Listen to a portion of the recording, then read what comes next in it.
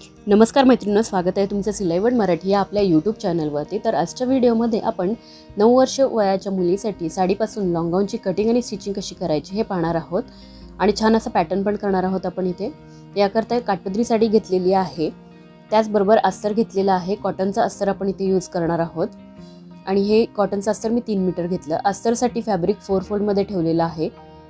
6 इंचासाठी shoulder marking केलं, तिथूनच खाली 6 इंचावरती आपण आर्महोलसाठी मार्किंग करणार आहोत किंवा मुंड्याचा जो आकार आहे तो देणार आहोत 6 इंचावरती। त्यानंतर इथे पहा, चेस्टचा 4th पार्ट घ्यायचा आहे। तर इथे मी लूजिंग सह 7.5 इंचावरती चेस्टचा 4th पार्ट घेतलेला आहे आणि प्लस यामध्ये 2 ते 2.5 इंच मी मार्जिन घेणार आहे, जेणेकरून जास्त दिवस ड्रेस घालता यावा। 13 इंचावरती मी इथे मार्किंग केलेले आहे। टॉप पार्टची उंची आपण 13 इंच घेतलेली आहे। 12 इंच तयार ठेवायचा आहे टॉप पार्ट, आपल्याला 1 इंच एक्स्ट्रा घेतली। फ्रंट आर्महोलसाठी 1 इंचावरती आणि बॅक आर्महोलसाठी 1.5 इंचावरती मार्किंग केलं आणि कर्व स्केलच्या मदतीने अशा पद्धतीने आपल्याला मुंड्याचा आकार जो आहे तो देऊन घ्यायचा आहे। मुंड्याचा इथे व्यवस्थित आकार जो आहे तो मी देऊन घेतला। त्यानंतर इथे खालच्या बाजूला आपण 6.5 इंचावरती मार्किंग केलेलं आहे वेस्टसाठी आणि प्लस मार्जिन इथे ॲड करून घेतली।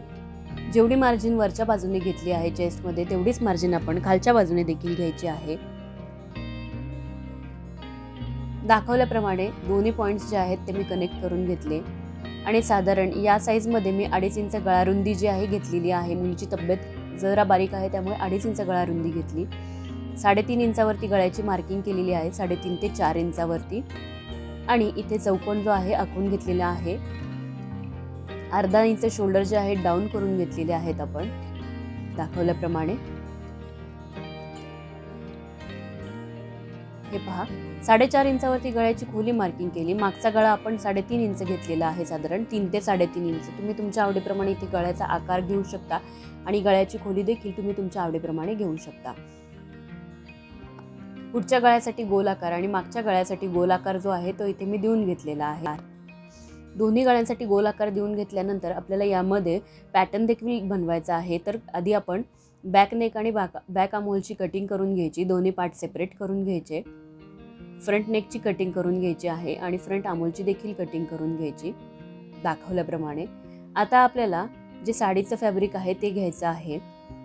आधी आपण बॉटमची कटिंग करून घेणार आहोत। तर बॉटमसाठी साधारण हे पहा, अशा पद्धतीने 1 मीटर एकदा आणि त्यानंतर परत आपण अजून एकदा घेतलेला आहे इथपर्यंत, म्हणजे साधारण 1.5 मीटर। 1.5 मीटर कापड जे आहे डबल फोल्ड करून घेतलं आपण। तर इथून तुम्ही पाहू शकता 1.5 मीटर म्हणजे साधारण 50 इंच पुढच्या बाजूने आणि साधारण 50 इंच मागच्या बाजूने असं आपण फ्रंट बॅक दोन्ही मिळून घेर घेतलेला आहे। फॉल मी तसाच ठेवलेला आहे, इथे पाहू शकता डबल फोल्ड फॅब्रिक ठेवलेला आहे। आता आपल्याला उंचीतून हे फॅब्रिक कट करायचं आहे। तर 12 इंच आपला टॉप पार्ट आहे, 12 इंच टेप वरती ठेवून आपल्याला पूर्ण गाऊनची उंची घ्यायची आहे। तर हे पहा, अशा पद्धतीने मी 43 इंचावरती मार्किंग करून घेतलेलं आहे। म्हणजेच फक्त बॉटमची उंची आपली किती असणार आहे, तर फक्त बॉटमची उंची मी तुम्हाला इथे सांगते, 33 इंच बॉटमची उंची घेतलेली आहे। 33 इंच प्लस 12 असं आपलं टोटल 45 इंचाचा हा जो गाऊन आहे तयार झालेला आहे। कटिंग करून घेतली, मार्किंग केली आणि वरच्या बाजूने एक्स्ट्रा फॅब्रिक कट करून घेतलं। आता हा पार्ट आपण बाजूला ठेवून घेतलेला आहे। आता टॉप पार्टची कटिंग करायची आहे मेन फॅब्रिक ठेवून। अशा पद्धतीने 4 फोल्डमध्ये मेन फॅब्रिक ठेवलं, त्यावरती बॅक पार्ट ठेवलेला आहे। ही महत्त्वाची गोष्ट आहे की इथे बॅक पार्ट ठेवायचा आहे आणि अशा पद्धतीने व्यवस्थित अशी मार्किंग करून घ्यायची आहे। फ्रंट आणि बॅक पार्ट दोन्ही आपल्याला सेपरेट कट करायचे आहेत, म्हणून आपण इथे बॅक पार्ट जो आहे त्याचा गळा छोटा आहे म्हणून बॅक पार्ट घेतलेला आहे। केलेल्या मार्किंग प्रमाणे मेन फॅब्रिकची आपल्याला कटिंग करून घ्यायची। आता आपल्याला पॅटर्न कट करायचा आहे। तर पॅटर्नसाठी आता सुरुवातीला काय करायचं, फ्रंट पार्टसाठी आपण पॅटर्न घेतलाय, तर शोल्डरचा सेंटर करून घ्यायचा किंवा तुम्ही अशा पद्धतीने हे फॅब्रिक फोल्ड करून घेऊ शकता। हे पहा, शोल्डरचा जो सेंटरचा पार्ट आहे, सेंटरच्या बाजूने शोल्डर फोल्ड करून घ्यायचं। पॅटर्न आपण उजव्या बाजूने पॅटर्न बनवणार आहोत, म्हणजे डावी बाजू जी असणार आहे आपली प्लेन असणार आहे। एवढा आपल्याला पॅटर्न बनवायचा आहे। पदराची बाजू घेतलेली आहे आणि जो अस्तरचा पार्ट आपण फोल्ड केलेला आहे तो घ्यायचा आहे आपल्याला।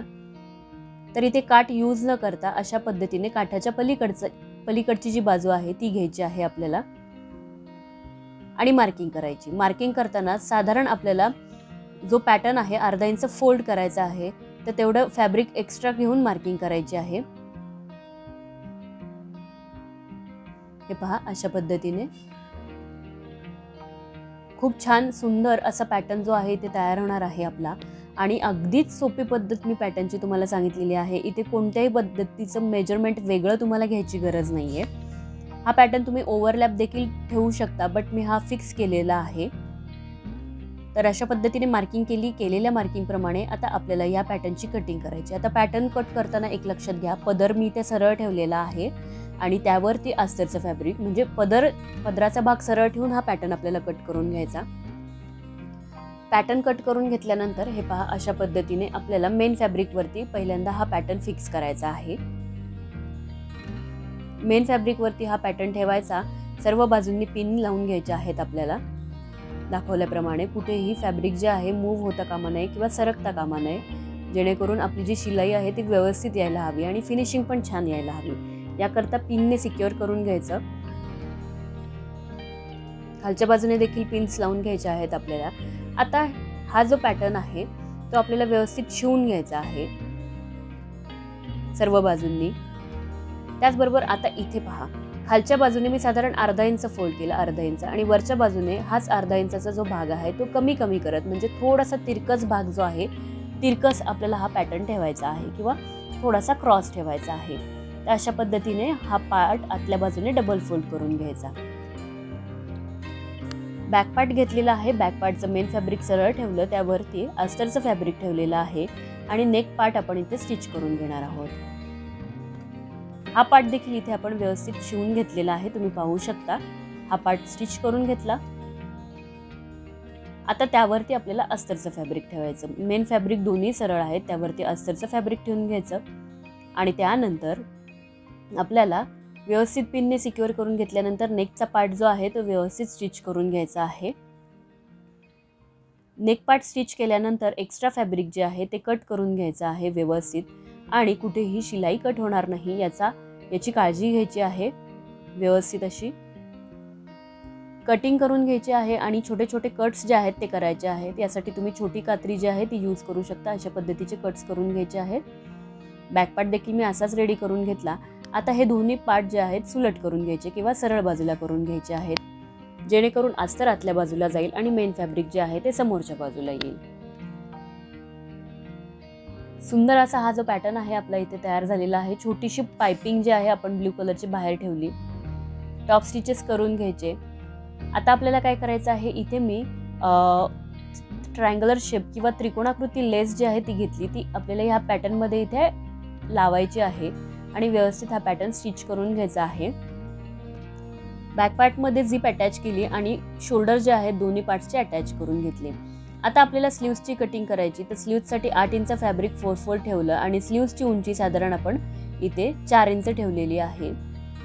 आणि स्लीव्स जे आहे, कारण आपला काठ जो आहे साधारण 4.5 ते 5 इंचाचा काठ आहे, तर हे पहा 5 इंचावरती मार्किंग केलं। त्यानंतर स्लीव्हचा बॉटम जो आहे आपल्याला 5 इंच रेडी ठेवायचा आहे, प्लस 1.5 इंच मार्जिन। अशा पद्धतीने 6.5 इंचावरती आपण स्लीव्सची घडी घालून घेतलेली आहे। आता व्यवस्थित असा आपल्याला स्लीव्हचा आकार देऊन घ्यायचा आहे। आता इथे स्लीव्स ज्या आहेत आपण सिंपल लावणार आहोत। तुम्हाला हवं तर तुम्ही पफ स्लीव्हचा किंवा फुगा स्लीव्स जे आहे ती करू शकता याच्यामध्ये, काठ जर एक्स्ट्रा असेल तुमच्याकडे, फॅब्रिक एक्स्ट्रा असेल तर। आता इथे साधारण मी 2 इंच ठेवलेला आहे, 1.5 ते 2 इंच उंची ठेवलेली आहे आणि बाहीचा आकार जो आहे तो देऊन घेतलेला आहे। अशाच पद्धतीने मेन फॅब्रिक वरती देखील आपल्याला बाहीचा आकार देऊन घ्यायचा। मेन फॅब्रिक वरती कटिंग केल्यानंतर बाही जी आहे आपल्याला स्टिच करून घ्यायची आहे अस्तरला। अस्तरला बाही लावून घेतल्यानंतर आपल्याला टॉप पार्टला बाही जी आहे अटॅच करून घ्यायची आहे। दोन्ही स्लीव्स जे आहेत त्या अटॅच करून घेतल्यानंतर आता आपल्याला बॉटम पार्ट रेडी करायचा। तर इथे पहा, मी टॉप पार्ट जो आहे त्याचा मेन फॅब्रिक वर ठेवलंय, बॉटम पार्टचं मेन फॅब्रिक समोरासमोर येईल अशा पद्धतीने दोन्ही पार्ट समोरासमोर ठेवले आणि बॉटम पार्ट्समध्ये अशा पद्धतीच्या छोट्या छोट्या प्लेट्स घेत मी पूर्ण फॅब्रिक इथे अटॅच करणार आहे। इथे तुम्ही पाहू शकता व्यवस्थित असा फ्रंट आणि बॅक पार्टमध्ये मी प्लेट्स घेऊन बॉटम जो आहे अटॅच केलेला आहे। आता अस्तर कट आपल्याला लावायचं आहे इथे। तर अस्तर जे आहे मी अम्ब्रेलामध्ये कट केलेला आहे आणि याची फक्त मी इथे कटिंग जे आहे दाखवलेली नाही, तर नॉर्मल अम्ब्रेला कटमध्ये अस्तर मी इथे लावणार आहे। अशा पद्धतीने अस्तर ठेवलं आणि आपल्याला अस्तर शिवून घ्यायचं आणि खालच्या बाजूला टर्न करून घ्यायचं। तर इथे तुम्ही पाहू शकता अस्तर कट करून शिवून आपण गाऊनला फिटिंग करून घेतली आणि सुंदर असा छान गाऊन जो आहे आपला इथे तयार झालेला आहे 9 वर्ष वयाच्या मुलीसाठी। मैत्रिणींनो, व्हिडिओ कसा वाटला हे कमेंट्स करून नक्की कळवायचं। चॅनलला लाईक करा, शेअर करा आणि सबस्क्राईब करा। खाली दिलेल्या बेल आयकॉनवरती क्लिक म्हणजे येणाऱ्या प्रत्येक व्हिडिओची नोटिफिकेशन तुम्हाला नक्कीच मिळेल।